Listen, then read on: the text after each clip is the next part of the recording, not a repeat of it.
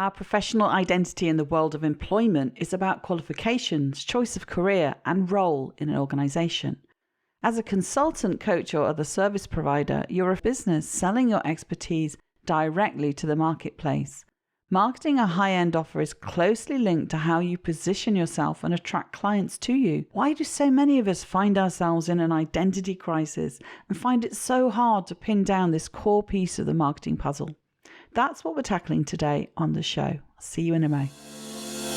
Welcome to the Leverage Business Podcast, where we believe business success is about working smarter, not harder. Leveraging your time and expertise in ways that fit the digital age you and your clients live in today. I'm your host, Jay Allison, author of Leverage Consulting in the Digital Age and founder of the iSuccess Business Academy. And every week I'll be sharing insights into how you can apply the power of leverage to grow your consulting, coaching, or other expert services business and create true freedom and independent success with mindset, marketing, and money model breakthroughs. Because when you get leveraged, the sky's the limit. Let's go for it.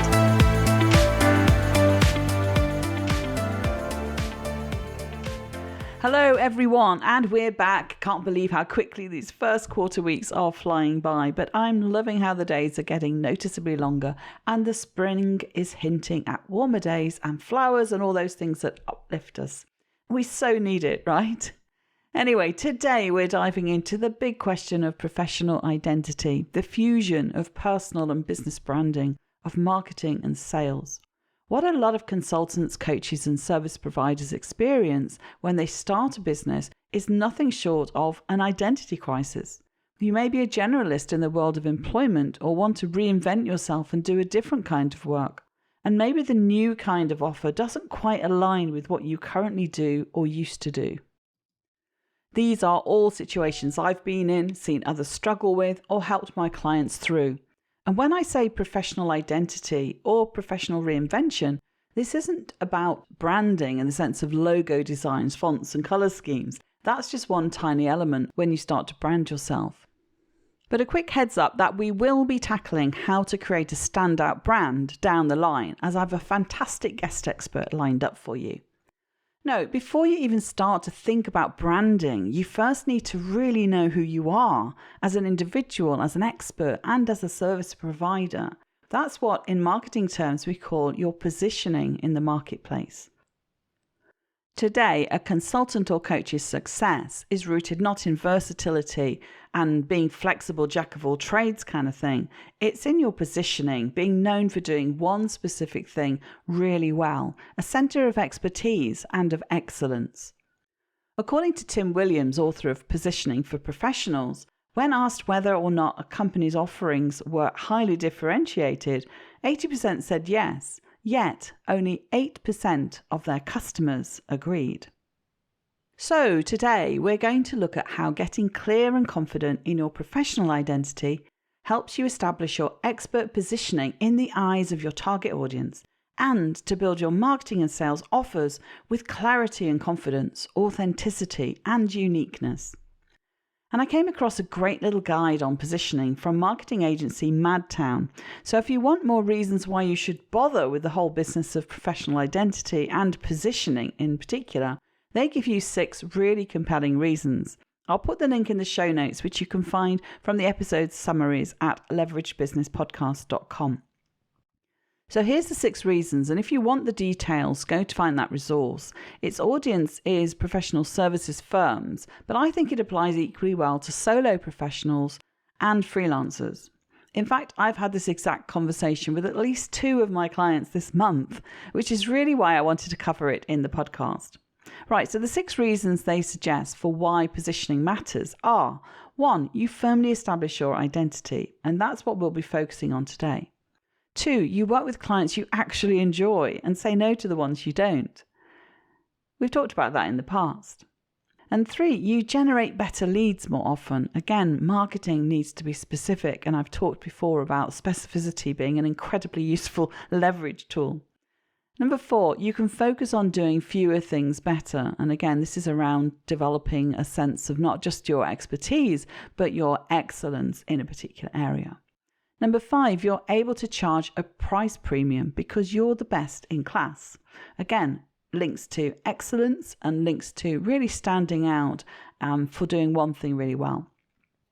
And 6, you stay relevant in a larger geographical market. So rather than spreading yourself quite thinly in one region or one country, you actually can start to think about how you can gain some market share across a global audience.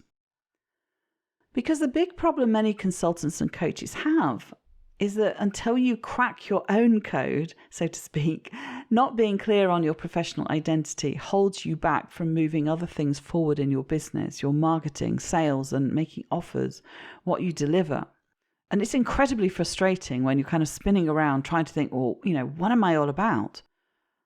If you were selling widgets, professional identity can help, but it's not really a necessity for finding customers.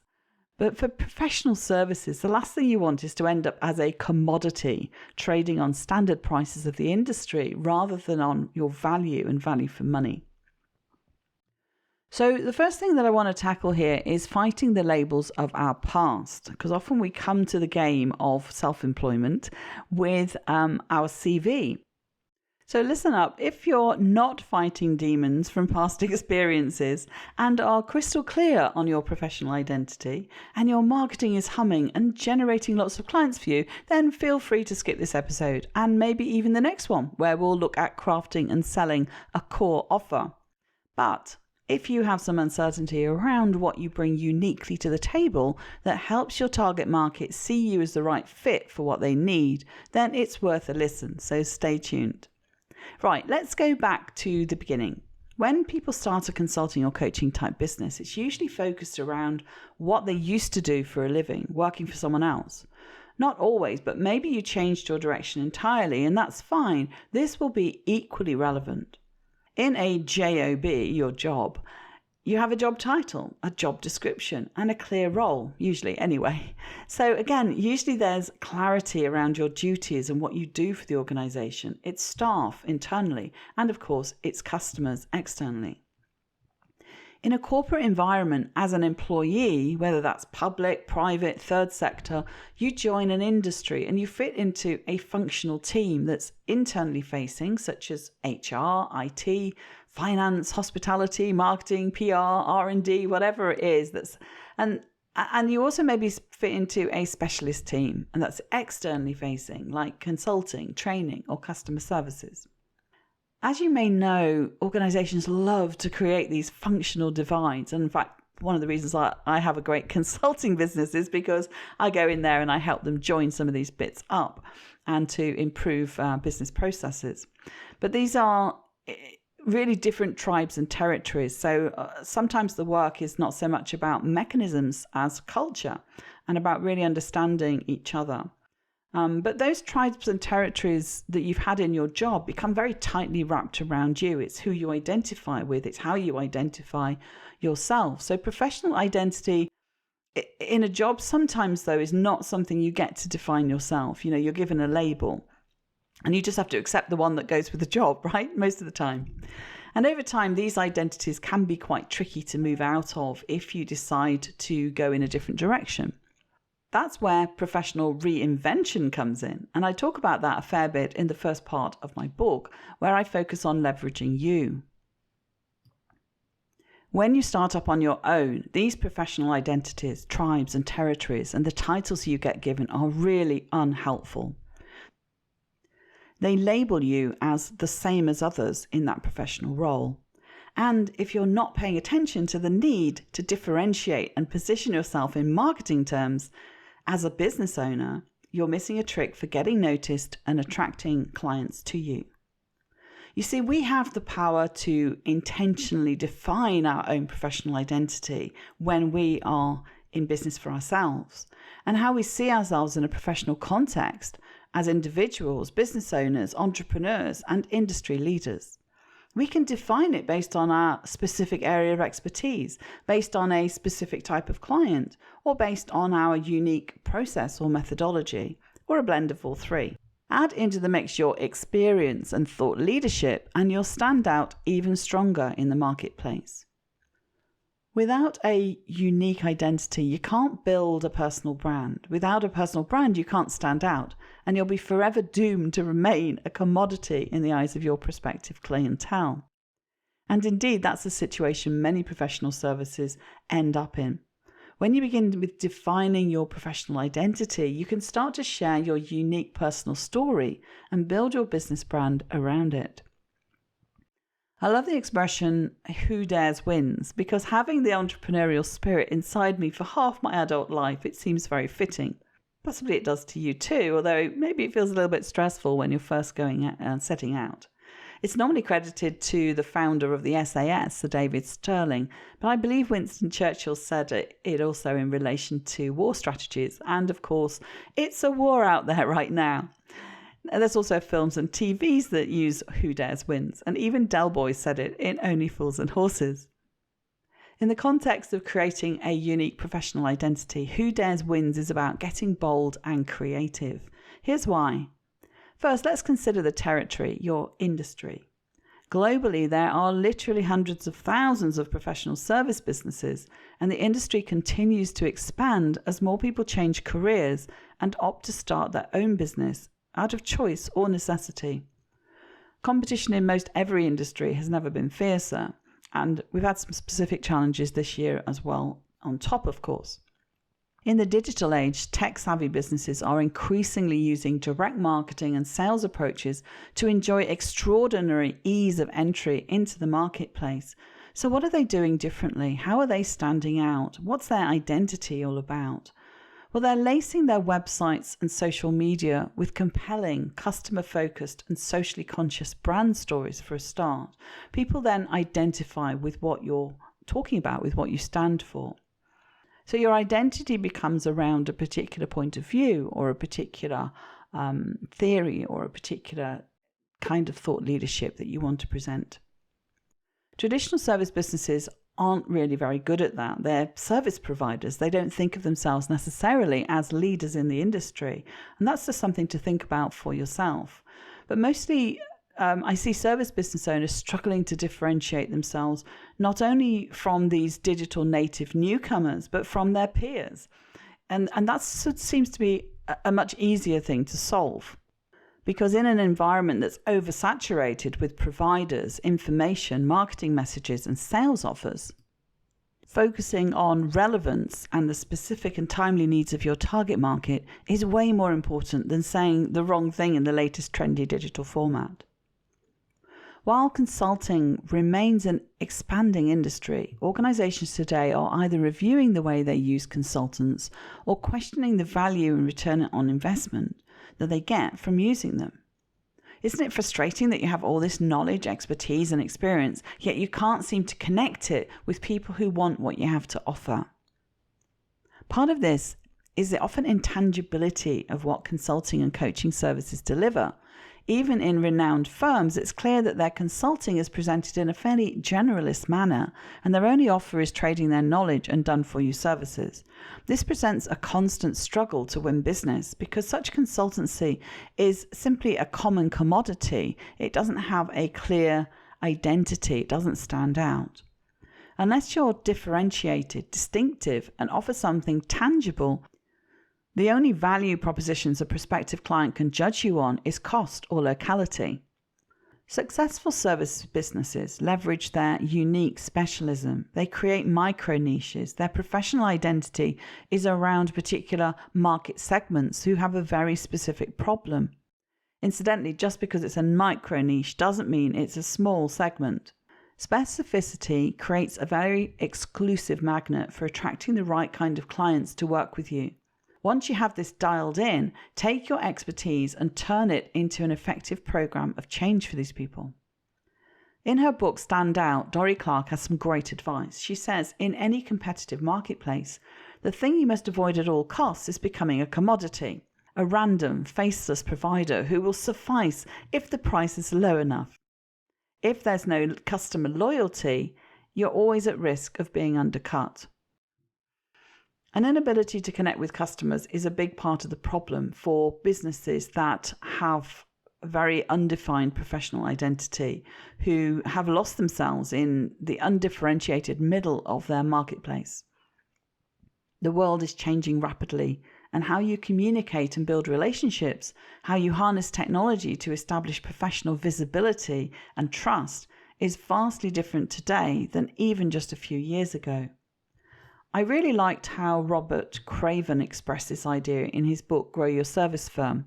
He states that experts present themselves in the position of authority or knowledge.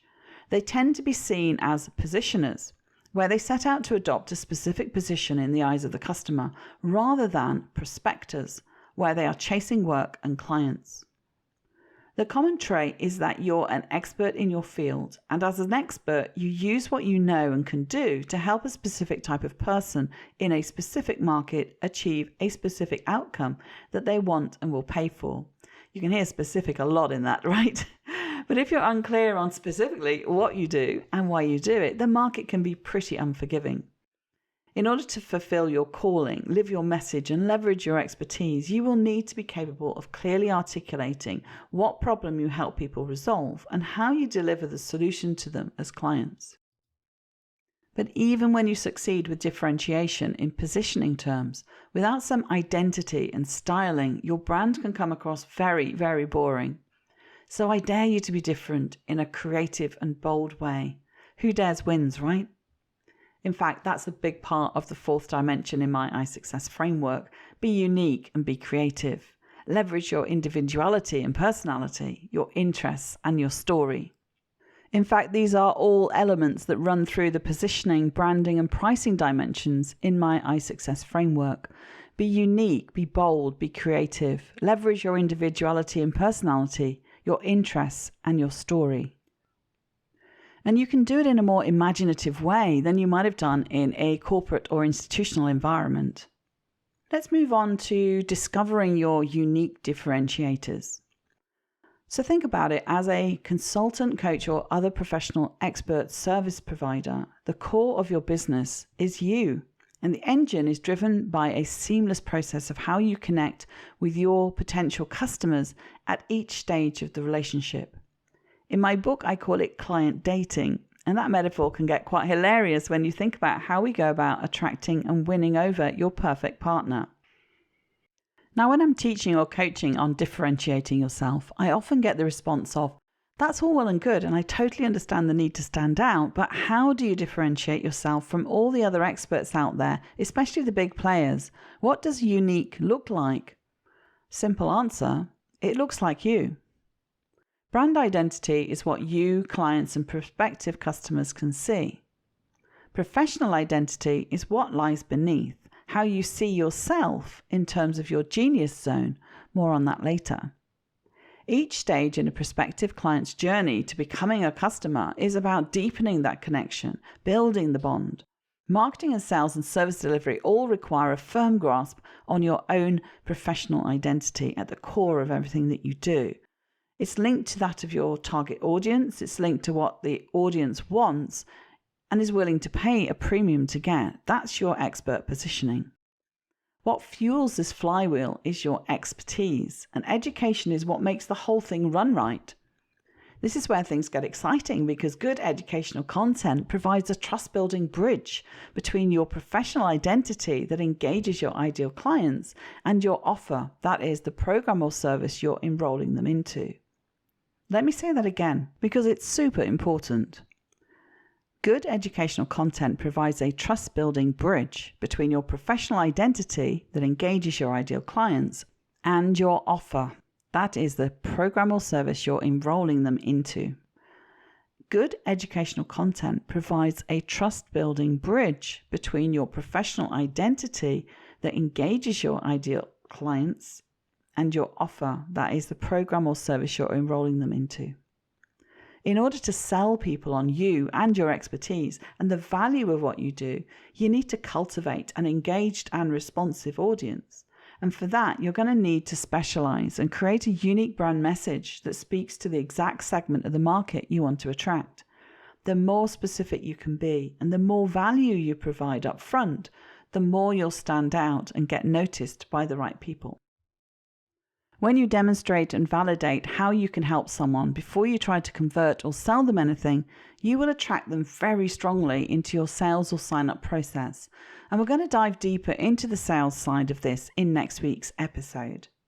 For now, let's just say having relevant and valuable content is an important pillar for your professional identity and expert authority. But let me just give you 2 reasons. 1, an education-driven approach more easily fits your professional values as a consultant or coach for how you help people. And 2, it engenders the relationship building and trust that's needed to acquire a high-end client. Research shows that audiences engage more strongly and are often more persuaded to take the next logical step with you when you share helpful content, explain your point of view and where it comes from, and connect on a human level. Your content doesn't even have to be polished. It just has to be relevant, valuable, and authentic. No matter what your preferred operational model is, digital or face-to-face, or a blend of the two, it's hard to grow and scale your business significantly without leverage across your marketing, sales, and delivery processes, but you can definitely make significant leverage gains when you improve the effectiveness of your marketing. What that looks like in practice with regard to professional identity is being visible, is being clear and being well differentiated in the marketplace, and having a compelling message and irresistible content that really connects with what your ideal clients are looking for. This attraction marketing is how you drive your lead generation and build a targeted and responsive list. As long as you're promoting your unique expert system and the result you deliver for your specific target audience, you can position yourself with confidence, standing by the value of what you help people achieve and the price you charge. My advice is to get clear on this, claim your professional identity, and start rocking your genius, as they say. In my experience, most of the challenges consultants face in producing consistent revenue is linked to ineffective marketing to attract the right clients and/or low profitability of what you're offering. And the solution lies partly in making some key mindset shifts and partly in getting really bold in your positioning. There's a real neuroscience for working on how you see yourself and what you do, the value you provide, and the particular nuances that make you special. So if this is an area that you're struggling with, I would definitely recommend that you get a coach who can help you with those particular areas. In today's competitive marketplace, it's not enough to be good at what you do. You have to stand out. And for that, we need confidence. And for that, we need to really believe in what we're standing out about. Those businesses that hone in on a single idea tend to experience greater success attracting their best clients. Aim to work in your highest genius zone and truly believe in the benefits that you can bring to your clients. For professional service providers, this is your zone of excellence or core competency as an expert. If you're currently quite generalized, you'll need to reinvent yourself slightly and rebrand, because survival in an increasingly competitive marketplace means being super strategic and drilling down into a specialist and micro niche in order to stand out. I'd argue that to be in real alignment with the bigger vision you have for your business, you need to identify an ideal offer within your genius zone that sits in the intersection of what you do, your expertise, and what is profitable in terms of your client's needs. There's a little figure that I've got, it's actually in my book, which I'll include in the show notes. And because that kind of overlap between your expertise and your client's needs, that's really where to focus your ideal offer, because you're then going to be working in your genius zone, and it's something that's incredibly fulfilling. So if you can identify that and it's something you enjoy, fills with your passion and pride, so much the better, because you're going to be able to talk about it in your content and with clients on the phone with a much greater sense of purpose and dedication and belief in what you can actually deliver. Once you have this dialed in, you can leverage digital practices to rock your genius, grow your client base, and scale your business. So it's worth spending the time to really home in on that core dimension of your professional identity, because it's what underlines your positioning in the marketplace. So let's move on to the marketplace. Building a relationship with your ideal audience is a lot of what having a clear professional identity and your positioning and your expert status really is all about. People buy from people. So an important element is not just about your expertise, but also your personal brand. So it's sharing your professional identity and your personality to help your target audience understand why you do what you do, as well as what you do and how you do it. They need to know you, like you, and trust you. So the like component there is also pretty important. In your writing, your presentations or conversations, you can talk about your why by sharing your beliefs, passion, and personal experiences. Being open and authentic in this way attracts a kinship with your ideal audience that's almost tribal in nature. It helps to highlight the relevance and value of what you provide and the outcomes you help deliver. There's a reason that I interweave much of my own personal experience and stories about clients through what I do, because it helps you to see whether or not things resonate for you, to see whether or not the things we're talking about is a fit for what you need to focus on, for what you need to hear about, what you need to consider for your own business. Sharing something of yourself helps illuminate your professional identity. It doesn't diminish your professionalism. People want to know you as a person as well as come to know what you're best at. Clarity, relevance, and authenticity is what drives all of my marketing. It's all related to customer engagement and sales, but communicating your unique value is both an art and a science in the digital world. Producing great copy is a skill most definitely worth cultivating, but you first have to sell yourself to yourself.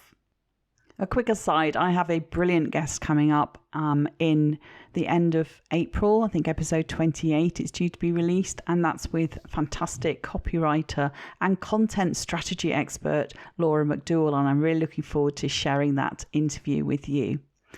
But what I mean by first having to sell yourself to yourself is that you need to have strong belief that you can deliver what you promise, that you're coming at your marketing from a position of integrity, that you've got the expertise behind you, you've got the experience behind you.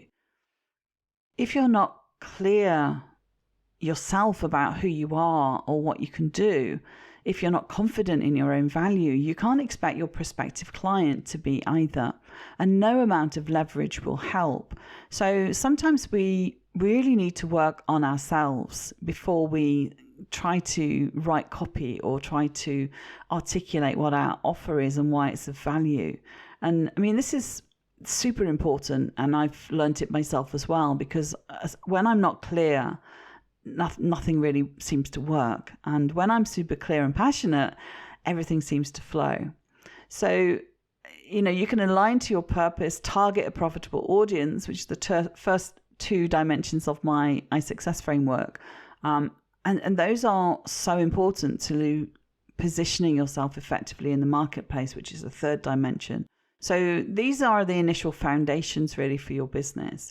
It's woeful to me how many independent consultants and coaches get totally stuck, perplexed and frustrated on these foundations, on these fundamental elements. And most times it's not a poor decision making, it's a belief problem. They don't even realize that, brand clarity, if you like, is the biggest blockage behind their lack of growth. But actually what's behind a lack of brand clarity is a lack of understanding really what their genius zone is.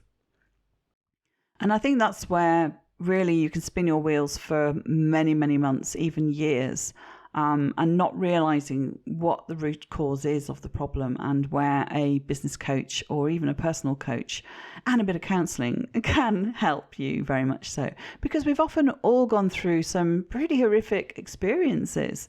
And, I don't think we realize the emotional toll that can play.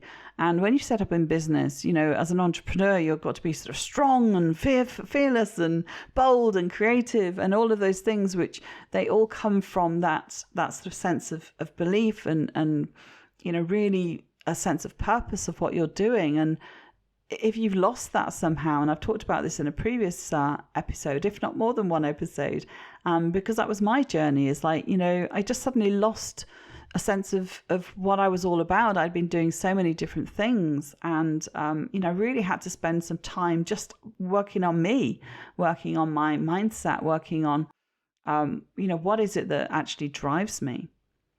As your professional identity and brand message are so core to success, and hopefully I've kind of relayed that, a little bit of personal story in there as well, and being a bit vulnerable, but not having dialed this in is the root cause of so many other problems further down the line. And that's why I spend quite a fair bit of time on this kind of groundwork, not only in this podcast, but also in, I've got a whole chapter in my book, as I've probably mentioned, on leveraging you, because it's so fundamental. In the first sections of the book, we look at strengthening your beliefs and your value to the people you want to serve. When you can make this first sale of yourself to yourself, you'll make way faster progress with everything else that you do to grow your business. Yet we must, of course, avoid making it all about you. You've got to be able to look at your brand from and your professional identity from the potential customer's perspective too. They need to resonate with what you stand for. Top performing consultants are responding to this kind of positioning by focusing their marketing on the people that they help, the problems that they solve, and the results that they deliver. This has become a fairly standard part of marketing design now. So rather than looking at your CV or the features of your service, to really focus on the outcomes of what you do. And this is where, once you get clear, it's a lot easier to establish an authority platform around these core concepts. Professional identity, in my estimation, is the first step to leveraging your competitive advantage as an independent expert with regard to profile building, systems building, and assets building. It provides the lift and thrust to build, market, grow, and scale your business. It offers a fulcrum for leveraging how you position, package, promote, sell, and deliver your products, programs, and services. So it's pretty fundamental, right? However, if you're feeling a bit lost with where to start to create a unique and compelling positioning statement, then I totally get that too. I've been there many times over the course of my career and entrepreneurial journey. And I share my story in the book because I just think it almost gives you permission to feel that way, to sort of have been through that process.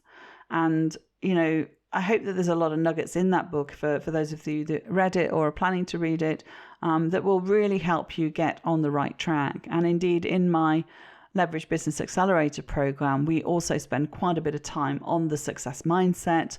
I covered a couple of episodes a few weeks back on that specifically because it's really quite critical to things working out for you further down the line. Sharing personal stories and talking about why you do what you do sounds a little bit pink and fluffy, but it's actually really vital to how you connect with your audience, as well as giving value by specific technical expertise and thought leadership and sharing knowledge. And it's so often missing in the corporate world of marketing offers. So immediately by doing that, you start to differentiate yourself. You become more human than the faceless corporate consulting firms. And I've won a lot of business because I've talked a lot more about myself and my clients and my journey, because there's a lot of similarities in the types of clients that I have for obvious reasons. Even if your whole business is selling into corporate organizations, institutions, or government agencies, the decision makers you're marketing is aimed at are still people. They're still human beings. They still want to have a pleasant conversation. They want to get to know you. You want to develop a relationship that's not about a one-off transaction. It's about an ongoing potential client for your business. So I say, go ahead, be bold, do something a bit different, share what you're all about, what you care about, and why it's important to the people you serve. This immediately delivers a massive dose of authenticity, authority, and clarity, and it strengthens your brand positioning and your messaging. And without it, you often can feel rather vague and kind of grey and commonplace and directionless to your audience. Now, I admit it took me a while to really home in on all of this. And, again, I've written about that in my book because That's okay. It can take a while because, you've done all kinds of things in your career. And it's one of the reasons that you're great at being a consultant or a coach, because you can borrow from all kinds of experiences and examples. But after all this kind of long and varied career I'd had, I felt that I'd rather become rather multi-niche. And 99% of professionals stay in their lane. Educators do education, designers do design, accountants do accounting, lawyers do law, plumbers do plumbing, engineers do engineering, and so forth. Well, I've never been able to stay in one lane. I mean, that's just how I am. I'm interested in a lot of different things. So I've been mixing it up throughout my career, and probably, or maybe you have been too. Even in the early years in the education sector, I've been a researcher, a teacher, a staff developer, a learning technologist, a project manager, and a course designer. Likewise, in business, I've not stuck with one industry. I've worked in many different industries and across public and private and third sectors. Talk about an identity crisis. I mean, there comes a point when you wonder what you're good for. And that's where your confidence goes, is because you haven't kind of held yourself up in excellence of any particular one thing. And if you ever look at the job market, they want someone with a profession, a clear career path, people who've stayed in their lane. So I'm pretty unemployable now, I'd say. But professional identity is increasingly being reinvented in new and different ways. So, it's no big deal that you're kind of a bit all over the place, but take a stand now and think about where you want to go into the future. But it doesn't mean you're not going to change ever. Nothing's set in stone because everything changes, and quite often we have to pivot our businesses, and that means maybe a little bit of reinvention. So as a business, what you need to do is be responsive to market shifts. It doesn't mean that your professional identity changes massively or that your positioning necessarily changes, but certainly your messaging would need to change. Because we don't want to be limited by the labels of what we say our expertise is. But we want to be driven by the nature of the work, the people that you help, and the result that you deliver. My journey does actually have some patterns, some common themes. You'll be delighted to know. And take a look at what's the golden thread running through all the different things that you do in your work and in your life, in fact. So I bet you'll find some patterns. The point is that even with the messes that I got into in terms of my professional identity and the big job of drawing out strands from what I call my big bucket of spaghetti, reinventing your professional identity can attract exciting opportunities too. What you do, how you serve, is not set in stone because of the qualifications you have or the job you used to do. It should come from the heart and connect with the people that you most want to serve. Whether you're just setting up in your consulting or coaching business, remember to stand well away from all those others playing the commodity game. That's my best advice. It's important you build on the strong foundations though, and what you've achieved so far. You're not going to dismiss all of that, but you're trying to draw out from it the commonalities. Your unique expert brand needs to be so specific that it provides a kind of a badge of honor and distinguishes you from others in your niche. And again, I'm not talking about qualifications or accreditations here. One of the hardest concepts that consultants and coaches find to accept in marketing is that generalists get lost in the crowd. To stand out, you need to be a specialist. And there's a lot of sometimes resistance to that because you think, well, that's going to reduce the size of my potential target market. But if you pluck out a specific strand where there is a big need or a problem, and then you build a distinctive offer around it, you'll really start to see a huge difference in how well you can engage and enroll people. If it's a specific audience that has that need or problem, then you're already in business. It's how you attract your ideally suited and profitable clients or customers. And that's why you need to start with what you enjoy and what's your genius zone. Because if you get this right, you don't want to be solving a need or problem that actually you don't really enjoy doing. Even if it's great for your marketing or for your sales, in terms of delivery, you'll end up doing something that you don't really love. So your identity and brand should match and speak not only the language of what your clients are looking for, but also what your purpose and passions are yourself. Now, having a digital presence around all of that is a great advantage for building a distinctive brand and becoming slightly famous, if you like. Building a platform based on modalities that play to your strengths, be it speaking, writing, teaching, or facilitating, is really the best starting place to think about how you share with your audience what you're all about. How I do this is by packaging my services into structured and branded programs that deliver a specific solution to a specific problem. That may be delivered in different formats. There may be subsections of that some people are just starting out and they need the foundations, whereas other people are at the point where they're at six figures and they actually need to scale and look at scalability and different business models to do that. But I deliver it in different formats. For instance, one could be a one-to-one consulting project working with someone, and other things could be a group workshop. So it's kind of matching what the needs of your audience and whether or not they're going to get a really good experience working with you within a group setting. And there's a really growing school of thought about the power of masterminds. And I just did a fantastic session with a colleague, Liz Scully, who her business is Rethink Central, and the big focus for her is on masterminding. It's her genius zone, and she loves it. She's so passionate about it. So really good example there. Okay, so let me just move on finally then to marketing a high-end offer. So we've talked about what's at the core in terms of your professional identity and your positioning. But another way to look at defining and positioning your unique expert status is to consider the specific solution as an outcome, a benefit, or a transformation that you provide. And even if you're using something standard in your industry, like Prince 2 or whatever, that you need to find a way to differentiate how you're using it, what you're specifically bringing to the table, perhaps a novel way to represent your methodology visually. And this becomes your unique expert system. So next you look at the vehicle for delivering this solution. So like I've just been saying, how you work with your clients and what's a good match for helping them get where they want to be.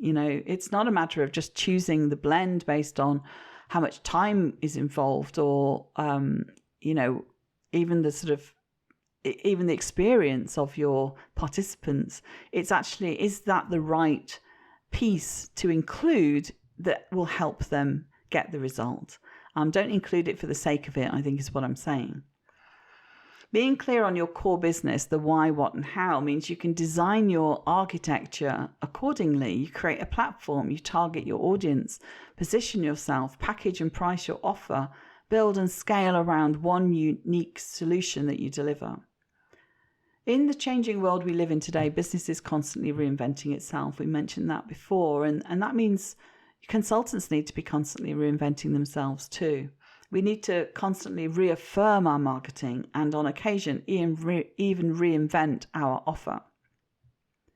As we touched on earlier, sometimes when you've evolved your professional identity over time, you find yourself in a fog because you can't work out who you are anymore, what you believe in, what you stand for, what you even care about.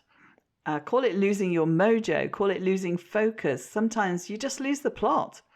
And when this happened to me personally a few years back now, it was very frustrating and sad because I'd always been such a driven and optimistic person. And it's not a simple 3-step formula to get it back. That's why you work with a coach, because it's not straightforward. That there's not a blueprint for getting your mind back in gear, despite what some online courses will sell you on. It's a strategic review at a very deep and personal level, and it's tough and it can take time, and you can't force it. I know, because I've had to do it and it's taken me many, many years. And if this is where you are, I don't want that for you. This is why I do what I do, because once I get somebody really clear on their offer and their offer market fit, the rest is easy. The marketing of your high-end offer is easy. What makes it difficult is that lack of clarity, that at each stage it feels like you're wading through mud. And I've heard that so many times. In fact, that exact expression, either mud or treacle, one of the two. So I hope that this exploration of professional identity today has helped you think through your own pieces of the puzzle and how it relates to your marketing success. Because it's important to see the main picture, not just the edges, not just the specific pieces that have hard lines on them, but the blurry bits, the bits that you can't quite find the pieces of in the big box of puzzle pieces. And once you think about that main picture that you're going to focus on first, and you build from the inside out. Only when you fully own your expert process, I think, can you claim your professional identity and create an authentic brand position in the marketplace. And then you start attracting the clients you really want to work with. So from professional identity and offer positioning, next week we're going to take this a step further and look at the sales process and how to have great discovery conversations with prospective clients that drive the right people to sign up for your programs and services. So it's really about aligning professional identity, positioning, branding, pricing, and then making the offer. So until then, who dares wins, yes? Ciao, ciao for now. Thank you for listening to the Leverage Business Podcast. Want to create leverage in your business? Did this episode provide some insights and ideas to be thinking through? If so, subscribe so you get alerts when the next one's released. If you want to learn more or would like help and support with building a leveraged business that achieves true freedom for you, then head over to jallison.com/podcast to find all the resources and links that go with this show on my website and to join our iSuccess community. And if you're enjoying our content, it would be great if you could pop into Apple Podcasts or the app you listen from and leave me a rating and review. Everyone makes a difference to improving our rankings. So thank you if you've done that already. I appreciate you. So hey, that's it. Thank you for listening. I hope you've loved this episode and have some great takeaways to be thinking through. I wish you a pleasant, productive and profitable week, and I'll see you again next time for another episode of the Leverage Business Podcast.